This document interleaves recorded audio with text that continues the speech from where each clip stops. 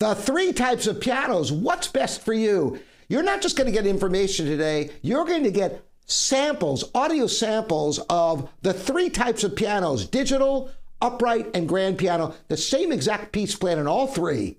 And I'm going to give you all the information to determine what the benefits are to each of these. And it's not one type that's perfect for everyone. There's different use cases. Let's get right into it and listen to a little bit of the Chopin B-flat minor Nocturne on a Casio Privia Series 88-key weighted action digital piano. Check it out.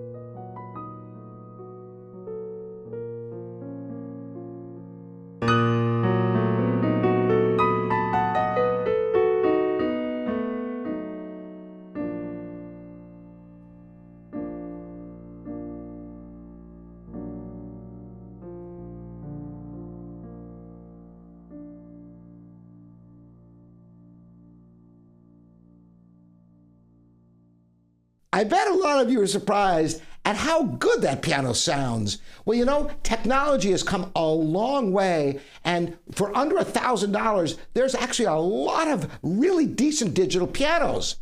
What do you get? Well, you get a weighted, graded action, meaning that the keys on top are a little lighter, the keys on the bottom are a little heavier, just like on a grand piano or an upright. And you get the superb sound of a 9-foot piano. Naturally, if you use headphones or external speakers, you'll get a richer sound than the little speakers that are contained within the piano. Now, who is this perfect for? Well, if you travel a lot and you want to take your piano with you, I have that very piano that I call my vacation piano. I take it with me whenever I travel by car, and it's a godsend to have a piano with me when I travel, because I don't like to be away from a piano, especially when I'm on vacation. I've got all this free time. Of course I want to spend some time at the piano. Also, if you're on a budget, for a few $100s, you get a piano. How can you beat that? Nothing to tune, and there are many different sounds. You can hook it to computers for education software. You can produce music with computer software, with sequencing programs. There's a ton of things you can do on a piano like this. So why would anybody want to get anything else? Before we get to that question, I also want to mention there's a tremendous range within the category of digital pianos. I chose what I consider to be the lowest price instrument that is suitable for someone to actually play on and get some satisfaction. Now, naturally, you could spend more. There are some Kawais that have longer keys, not the part you see, but behind the fall board to give a more even feel from the front to the back of the key, getting closer to the fall board. So the key travel is greater, so you don't get that seesaw effect like being close to the middle on a seesaw. And there are other features that, oh my gosh, you can't imagine. Some of the top of the line clavinos of Yamaha have amazing features that you can orchestrate and do things you can't even believe. But I'm just talking about straight ahead playing the piano. Now, if you really want to get to the top echelon of digital pianos, hybrid pianos bridge the gap by having more closely of an acoustic piano action with the digital sounds, and you can get into $10,000, $15,000 on these instruments. So there's a wide range of what are considered digital pianos, and yeah, somebody might want to be able to orchestrate with every sound imaginable and get the top of the line digital piano. They even have some that look like grand pianos. So there's a world to explore with digital pianos. Now, why would anybody want to get anything else? I just talked about all these incredible benefits. You never have to tune them. You can have portable ones. I mean, what is to be gained? Well, for those of you who've played a lot of pianos, you know there's an organic quality to a real piano, an acoustic piano, the vibrancy, and as much expression you can get out of a digital piano. There's truly an infinite range of tones possible on an acoustic piano. The interaction of the sounds. Now, many more pianos now are getting into physical modeling to try to emulate getting closer and closer to the visceral experience of playing a real piano, but they're never going to quite match it. There's the psychoacoustic effect of the sound coming out of the soundboard in the back of an upright or out of the top of a grand piano and the bottom that just can't be matched, even with state-of-the-art speaker systems and all kinds of technologies. So if you really want the real thing, and not to mention the action, unless you have a hybrid, you're not getting that, there's almost 100 parts to each note, to each key on an acoustic piano. The precision and the repetition, the things you get are just beyond what any digital piano can do. So if you really want that experience, the next logical place to go is to an upright piano. And what better way to demonstrate this than with the ubiquitous Yamaha U1, the most popular upright piano in the world. Listen to the same bit of Chopin on this piano.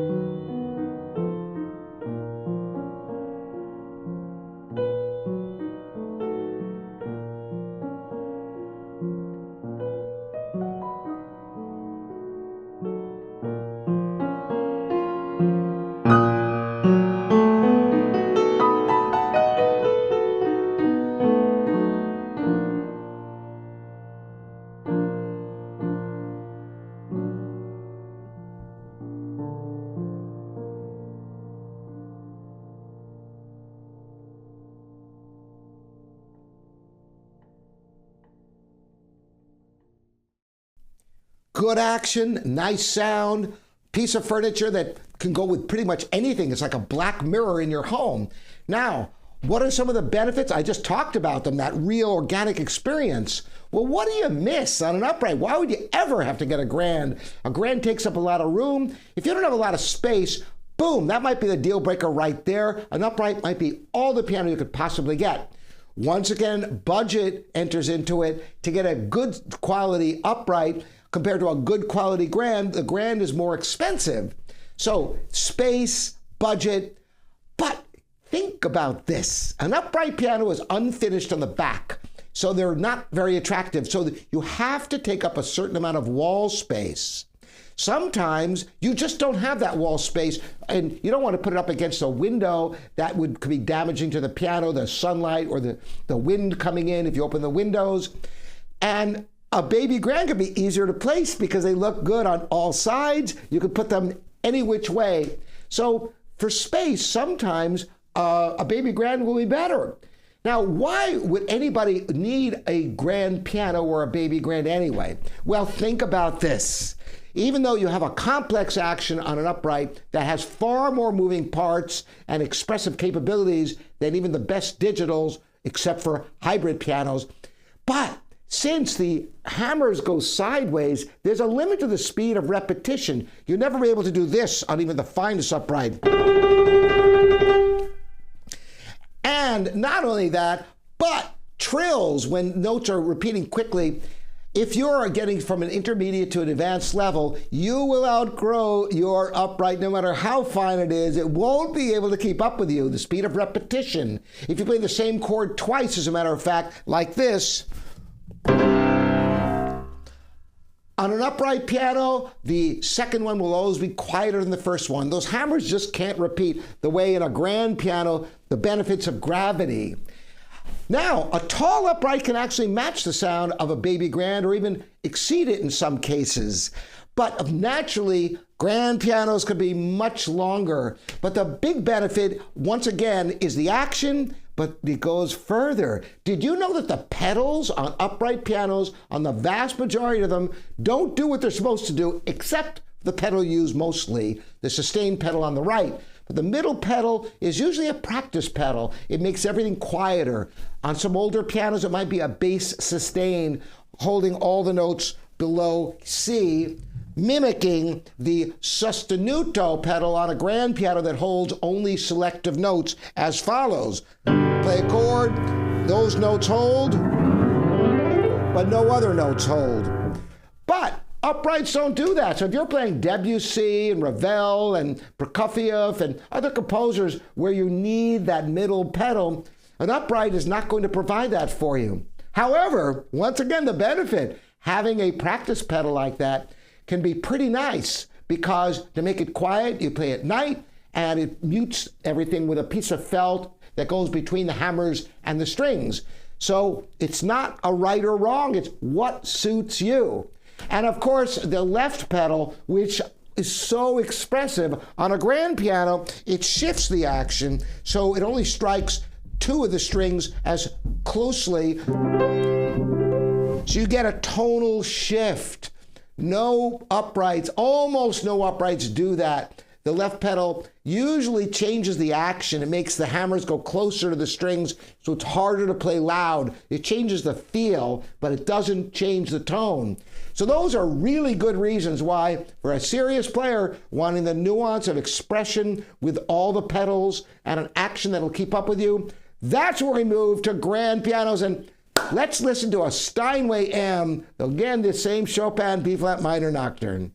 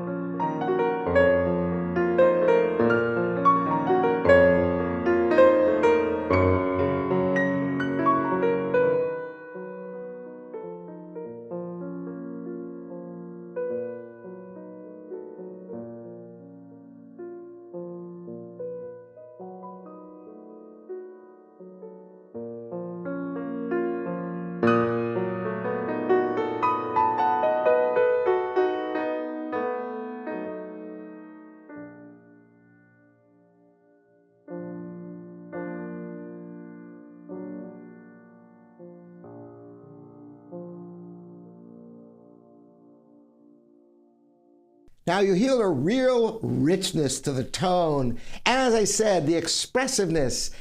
And now I chose just a 5-foot, 7-inch grand piano, just like I chose a 48-inch upright. Naturally, there are shorter uprights that don't have as rich a tone and taller ones that have a richer tone. The same thing is true with pianos. With grand pianos, I would say stay away from under 5-foot pianos in general. If they're much under 5 feet, the tone in the bass is just anemic.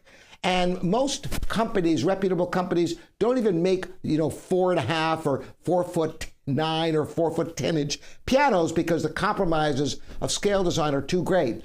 Even Steinway, the Model S like this, is not the kind of bass. So this one has an unusually good bass for an S, but the M is so much more popular because those few extra inches makes a big difference.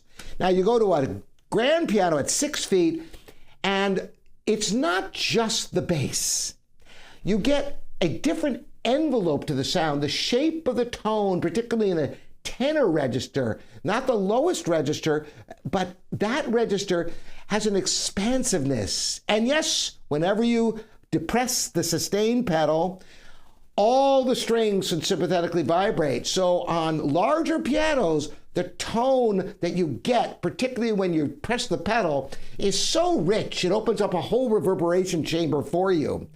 I once made a video saying, what is the ideal piano? I said, really, the ideal piano is a 9-foot concert grand in a concert hall, because naturally you have to have the right space, the right acoustics for the piano you choose. This goes for uprights, but even much more so with grand pianos, because grand pianos have a lot more volume when you get to 7-foot and certainly 9-foot pianos.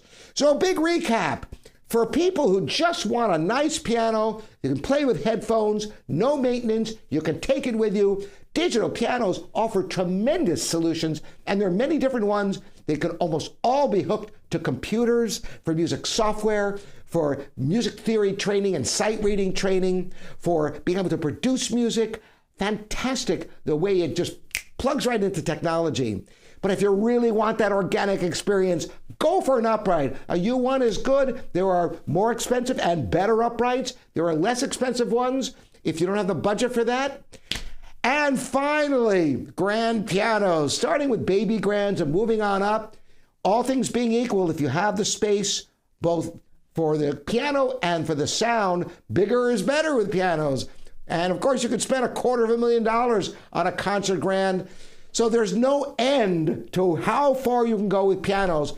But I'd say get what suits you and think long term with pianos, particularly if you're getting an acoustic piano. It's not the kind of thing you want to buy and then sell and then buy again. Think what you really want, and you'll never regret it, getting a nice piano. Again, I'm Robert Estrin. This is livingpianos.com. I'm happy to speak with any of you if you want more information for your situation to find what the right piano is for you. Thanks so much for joining me. We'll see you next time here on livingpianos.com, your online piano store.